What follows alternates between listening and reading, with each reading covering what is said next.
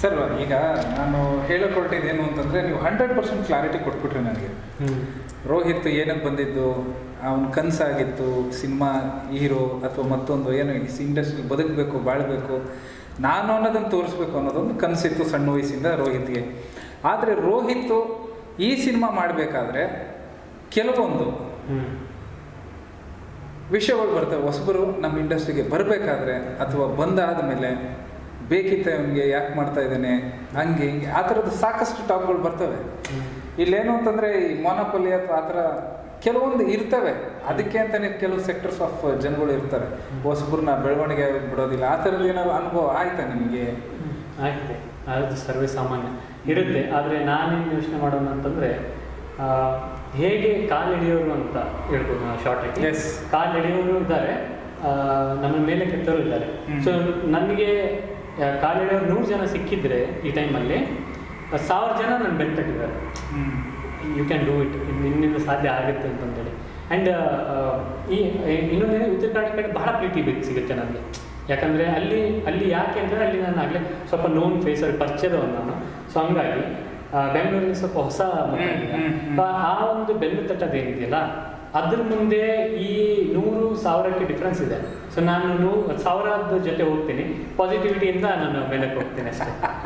ಏನಕ್ಕೆ ಪ್ರಶ್ನೆ ಕೇಳಿದೆ ಅಂದರೆ ಸರ್, ತುಂಬ ಅಂದರೆ ತುಂಬ ಇಷ್ಟ ಆಯಿತು ನನಗೆ ಟ್ರೈಲರು ಟೀಸರ್ ಆಗಲಿ ನೋಡಿದ first time. To be honest with you, ನಾವು ಫಸ್ಟ್ ಟೈಮೇ ನೋಡಿದ್ದು ಆ್ಯಕ್ಚುಲಿ. ತುಂಬ, ಯಾಕಂದರೆ 100 ಸಿನಿಮಾಗಳು ಬರ್ತಾ ಇರ್ತವೆ ಸರ್.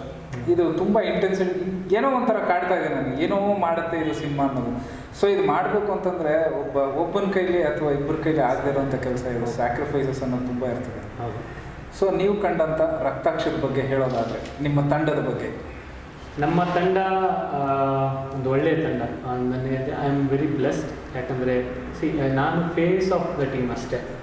ಬಟ್ ನನ್ನ ಬೆನ್ನಿಂದ ನಿಂತಿರೋದು ನಮ್ಮ ತಂಡ. ನಮ್ಮ ಡೈರೆಕ್ಟರ್ದ ಹಿಡಿದು ನಮ್ಮ DOP ಆಯಿತು, ಮ್ಯೂಸಿಕ್ ಡಿಪಾರ್ಟ್ಮೆಂಟ್ ಆಯಿತು, ಸ್ಟಂಟ್ ಡಿಪಾರ್ಟ್ಮೆಂಟ್ ಆಯಿತು, ಅದಲ್ಲದೆ ಪೋಸ್ಟ್ ಪ್ರೊಡಕ್ಷನ್ ಡಿಪಾರ್ಟ್ಮೆಂಟ್ ಆಯಿತು, DI, ಎಡಿಟಿಂಗ್ ಎಲ್ಲದೂ ಒಂದು. ಸೊ ಎಲ್ಲ ಒಂದು ನಿಟ್ಟಿನಲ್ಲೂ ನನಗೆ ಒಂದು ಒಳ್ಳೆಯ ಸಪೋರ್ಟ್ ಸಿಕ್ಕಿದೆ. ಸೊ ಒಂದೇನೆಂದರೆ, ನಾವು ಏನೇ ಒಂದು ನೆಕ್ಸ್ಟ್ ಸ್ಟೆಪ್ ಏನಿರುತ್ತೆ ಅದನ್ನು ಬಹಳ ಯೋಚನೆ ಮಾಡಿ ಮಾಡ್ತಾಯಿದ್ವಿ, ಪ್ಲಾನ್ ಮಾಡಿಕೊಂಡು ಮಾಡ್ತಾಯಿದ್ವಿ. ಸೊ ಆ ನಿಟ್ಟಿನಲ್ಲಿ ಒಂದು ಅಡೆತಡೆಗಳು ಏನಾಗ್ತವೆ, ಕಡಿಮೆ ಆಗ್ತಾ ಹೋಗ್ತವೆ.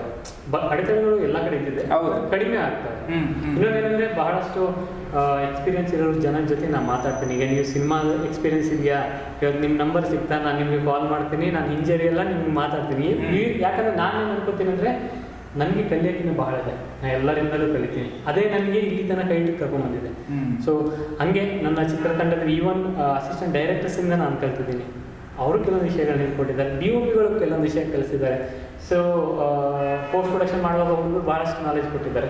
ಸೊ ಹೀಗಿದ್ದಾಗ ಏನಾಯ್ತು ಅಂದರೆ, ಒಂದು ಹ್ಯಾಪಿ ಜರ್ನಿ ನಮ್ಮದು, touch wood happy journey. And release ಕೂಡ ಹಂಗೆ ಆಗುತ್ತೆ. ಸೊ ಇಲ್ಲಿವರೆಗೂ ಒಂದು ಒಳ್ಳೆಯ ಟೀಮ್ ಸರ್ ಹೇಳ್ಬೇಕಂತ. ಓಕೆ, ರೋಹಿತ್ಗೆ ಈಗ ಯಾರೇ ಆದರೂ ಸಿನಿಮಾ ಇಂಡಸ್ಟ್ರಿಗೆ ಬರಬೇಕು ಅಂತಂದರೆ ಒಂದು ಇನ್ಸ್ಪಿರೇಷನ್ ಅಂತ ಇರ್ತಾರೆ. ಹೀರೋ ಆಗ್ಬೋದು. ಯಾರು ರೋಹಿತ್ಗೆ ಇನ್ಸ್ಪಿರೇಷನ್ ನಮ್ಮ ಕನ್ನಡ ಇಂಡಸ್ಟ್ರಿಯಲ್ಲಿ ಕೇಳ್ಕೊಳ್ಳೋದು? ನನಗೆ ಸಿನಿಮಾ ರಂಗಕ್ಕೆ ಅಂತ ಇನ್ಸ್ಪಿರೇಷನ್ ನಾನು ಇಲ್ಲ ಅಂತಲೇ ಹೇಳ್ಬೋದು. ಯಾಕೆ ಅಂತಂದರೆ, ನಾನು ಎಲ್ಲಿ ಮಿಮಿಕ್ ಮಾಡಿಬಿಡ್ತೀನೇನೋ ಅನ್ನೋ ಒಂದು ಭಯ ಇದೆ. ಬಟ್ ಆದರೆ ನನಗೆ ಆದರ್ಶ ವ್ಯಕ್ತಿಗಳಿದ್ದಾರೆ. ನನಗೆ ಪುನೀತ್ ಸರ್ ಅವರ ವ್ಯಕ್ತಿತ್ವ ನನಗೆ ಬಹಳ ಇಷ್ಟ. ಮತ್ತು ಪೃಥ್ವಿರಾಜ್ ಸುಕುಮಾರನ್ ಅವರ ಒಂದು ಮೋಟಿವೇಶನಲ್ ಇಂಟರ್ವ್ಯೂಸ್ ಆಯಿತು, ಅವ್ರು ಮಾತಾಡೋ ರೀತಿ, ಅವ್ರದ್ದು ಒಂದು ಜರ್ನಿ ನನಗೆ ಭಾಳ ಇಷ್ಟ. ಮತ್ತು ನಮ್ಮ ತ್ರಿಮೂರ್ತಿಗಳಂತ ಕರಿತೀವಿ, ನಮ್ಮ ಗುರುಗಳು ಕನ್ನಡ ಇಂಡಸ್ಟ್ರಿಯಲ್ಲೇ ಮೇರು ನಟರು. ರಾಜ್ಕುಮಾರ್ ಸರ್ ಆಯಿತು, ನೆಕ್ಸ್ಟು ಶಂಕರ್ ನಾಗ್ ಸರ್ ಆಯಿತು, ವಿಷ್ಣುವರ್ಧನ್ ಸರ್ ಆಯಿತು.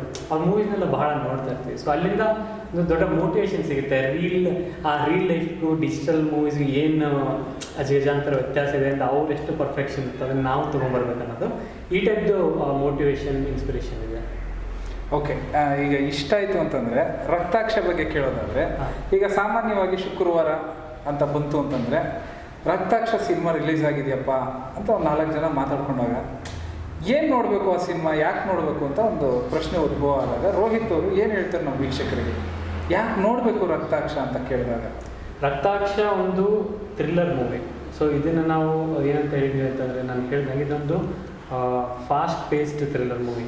ತುಂಬ ಇಂಟೆನ್ಸ್ ಆಗಿ ಹೋಗುತ್ತೆ ಮತ್ತು ಎಲ್ಲೂ ಲ್ಯಾಕ್ಸ್ ಇಲ್ಲ, ಆ ಒಂದು ಕತೆ ಏನಿದೆ ಹಿಡಿದಿಟ್ಕೊಳುತ್ತೆ. ಆ್ಯಂಡ್ ಮೋರ್ ಓವರ್ ನಾವು ಕತೆ ಬಿಟ್ಕೊಡಲ್ಲ. ಸೊ ಆವಾಗ ಆ ಒಂದು ಪಾಯಿಂಟ್ ಏನಿದೆಯಲ್ಲ ಅದು ಎಂಡ್ವರೆಗೆ ನೀವು ಕಾಯಬೇಕಾಗುತ್ತೆ, ಅದು ಏನು ನಡೆದಿದೆ, ಯಾಕೆ ನಡೆದಿದೆ ಅನ್ನೋದಕ್ಕೆ. ಅದಾದ ನಂತರ ಇನ್ನೊಂದು ಕ್ಲೈಮ್ಯಾಕ್ಸು ಅವಾಗ ಎಂಟ್ರಿ ಆಗುತ್ತೆ. ಸೊ ಹಿಂಗಾಗಿ ಏನಂದರೆ ಒಂದು ಥ್ರಿಲ್ಲರ್ ಲವರ್ಸ್ಗೆ, ಆ್ಯಕ್ಷನ್ ಲವರ್ಸ್ಗೆ ಅದು ಮಸ್ಟ್ ವಾಚ್ ಸಿನಿಮಾ. ಮತ್ತೇನೆಂದರೆ ಅದಲ್ಲದೆ ಒಬ್ಬ ವ್ಯಕ್ತಿಯಾಗಿ ಒಂದು ಗೋಲ್ನ ಅಚೀವ್ ಮಾಡಿದ ಖುಷಿ ನನಗಿದೆ. ಸೊ ನಿಮ್ಮಲ್ಲೂ ಅದು ಕನಸಿರುತ್ತೆ. ಸೊ ಆ ಕಾರಣಕ್ಕಾದರೂ ನೀವು ಬಂದು ಬೆನ್ನು ತಟ್ಟಬೇಕಂತ ನನ್ನ ವಿಚಾರ. ಓಕೆ, ಎಲ್ಲದಕ್ಕಿಂತ ನನಗೆ ಇಷ್ಟ ಆಗಿತ್ತು sir, only evil can punish evil. ಹೆಂಗಿರಿ, ಯಾವ ಥರ ಕಾಣಿಸ್ತಾ ಇದೆ ಅಂತಂದರೆ ನನಗೆ ಕೆಟ್ಟದರಿಂದನೇ ಹೊಡಿಬೇಕು ಅಥವಾ ಕೆಟ್ಟವ್ರನ್ನ ಕೆಟ್ಟತನವಾಗಿ ಹೋಗಿ ಹೊಡಿಬೇಕು ಅನ್ನೋದೆಲ್ಲ ಇದೆ. ನೀವು ಹೇಳಿದ್ದು ನನಗೆ ಕಂಪ್ಲೀಟಾಗಿ ಅರ್ಥ ಆಯಿತು. ಕ್ಯಾಪ್ಷನ್ ತುಂಬ ಕ್ಯಾಚಿ ಇದೆ. ಟೈಟ್ಲೇ ಫಸ್ಟ್ ನಿಮಗೆ ಪ್ಲಸ್ ಆಗುತ್ತಾ? ಹೌದು, ಇದನ್ನು ಒಂದು ಶ್ರೀಕೃಷ್ಣ ಅವರ ಒಂದು ಮಾತಿನಿಂದ ತಗೊಂಡಿದ್ದು, ರೆಫರ್ ಮಾಡಿದ್ದಷ್ಟೇ. ಅವ್ರು ಹೇಳ್ತಾರೆ, ಯಾವಾಗ ದುಷ್ಟರು ಜಾಸ್ತಿ ಆಗ್ತಾರೋ ಆವಾಗ ನಾನು ಬೇರೆ ರೂಪದಲ್ಲಿ ಬರ್ತೀನಿ ಅನ್ನೋದು ಆ ಒಂದು ಸೆಂಟೆನ್ಸ್ ಇಟ್ಕೊಂಡಿದ್ದೆ. ಅದಾದ ನಂತರ ಏನಂದರೆ, ಈ ನನ್ನ ಒಂದು ವಿಚಾರಕ್ಕೆ ಬಂದಾಗ, ಕೆಟ್ಟದನ್ನು ಈಗಿನ ಕಾಲಘಟ್ಟದಲ್ಲಿ ಕೆಟ್ಟದನ್ನು ಹೋಗಲಾಡಿಸ್ಬೇಕಂತಂದರೆ ಆ ದಾರಿಗೆ ಹೋಗಬೇಕು. ಅದರಲ್ಲಿ ಅವನು ಒಳ್ಳೆತನಕ್ಕೋಸ್ಕರ ಕೆಟ್ಟವನಾಗ್ತಾನೋ ಅಥವಾ ಕೆಟ್ಟತನಕ್ಕೋಸ್ಕರ ಕೆಟ್ಟ, ಅದು ಡಿಫ್ರೆನ್ಶಿಯೇಟ್ ಆಗುತ್ತೆ. ಹೊರತಾಗಿ ಅವನು ಕೆಟ್ಟವನು ಯಾರು ತಪ್ಪು ಮಾಡಿದರೆ ಅವರಷ್ಟೇ ಈಕ್ವಲ್ ಅಂತ ಆಗಲ್ಲ ಅನ್ನೋ ನನ್ನ ಭಾವನೆ. ಬಟ್ ಅದೇ ದಾರಿ, ಯಾಕಂದರೆ ಈಗ ಒಂದು ಸಂಹಾರ ಮಾಡಬೇಕಂದಾಗ ಇವನು ಅಸ್ತ್ರ ತೊಗೊತಿದ್ದ ಅನ್ನೋದಾಗ ಅದು ಒಂದು ನಿಟ್ಟಿನಲ್ಲಿ ನೋಡಿದರೆ ಕೆಟ್ಟ ದಾರಿನೇ ಅಂತ ಅನಿಸುತ್ತೆ. ಬಟ್ ಒಳ್ಳೆಯದನ್ನು ಉಳಿಸೋಕ್ಕೋಸ್ಕರ ಮಾಡ್ತಾನೆ, ಅಲ್ಲಿ ಅವನು ಮಹಾನ್ ಆಗ್ತಾನೆ ಯಾರೇ ವ್ಯಕ್ತಿ ಇದ್ರು. ಸೊ ಆ ವಿಚಾರ ತಲೆಯಲ್ಲಿತ್ತು. ಹಂಗಾಗಿ ಇದು ಮತ್ತು ಹಿಂದಿಯಲ್ಲಿ ಕೂಡ ಒಂದಿದೆ, ಜಬ್ ಸೀದಿ ಉಂಗ್ಲಿ ಸೆ ಘೀ ನೈ ನಿಕಲ್ತಿ ಅಂತ ಉಂಗ್ಲಿ ತೇಡಿ ಅಂತ ಒಂದು ಮಾತಿದೆ. ಸೊ ಇವೆಲ್ಲ ವಿಚಾರಗಳು. ಸೊ ಅದೇ ಒಂದು only evil can punish evil ಅನ್ನೋ ಒಂದು ಟ್ಯಾಗ್ ಲೈನ್ಗೆ ಒಂದು ರೆಫರೆನ್ಸ್ ಇದೆ.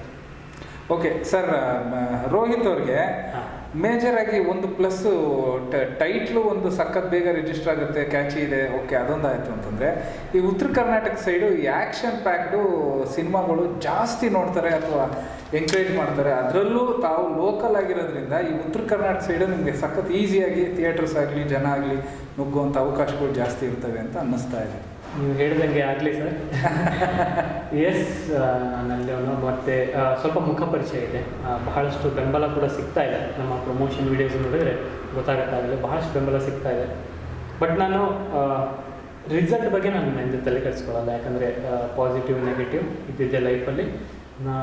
ಈ ಸಿನಿಮಾ ಸೋಲು ಗೆದ್ದಿದ್ದೆ. ಸೊ ಅದನ್ನು ಅಪ್ಕೊಂಡ್ಬಿಟ್ಟಿದ್ದೇನೆ ಆಗಲೇ ನಾನು ಏನೇ ಬಂದರು. ಬಟ್ ಏನಂದರೆ ಒಂದು ಡಿಫ್ರೆನ್ಸ್ ಆಗುತ್ತೆ ಡೆಫಿನೆಟ್ಲಿ. ಯಾಕಂದರೆ ಜನಕ್ಕೆ ನಾನು ಇಷ್ಟ, ನನ್ನ ಸಿನಿಮಾನೂ ಇಷ್ಟ ಆಗುತ್ತೆ, ನನ್ನ ವ್ಯಕ್ತಿತ್ವ ಇಷ್ಟ ಆಗುತ್ತೆ, ನನ್ನ ಸಿನಿಮಾನ ನೋಡ್ತಾರೆ ಅನ್ನೋ ನಂಬಿಕೆ ಇದೆ. ಸೊ ಆ ಪ್ರೀತಿ ಸಿಗುತ್ತೆ ಅನ್ನೋ ನಂಬಿಕೆ ನನಗೆ.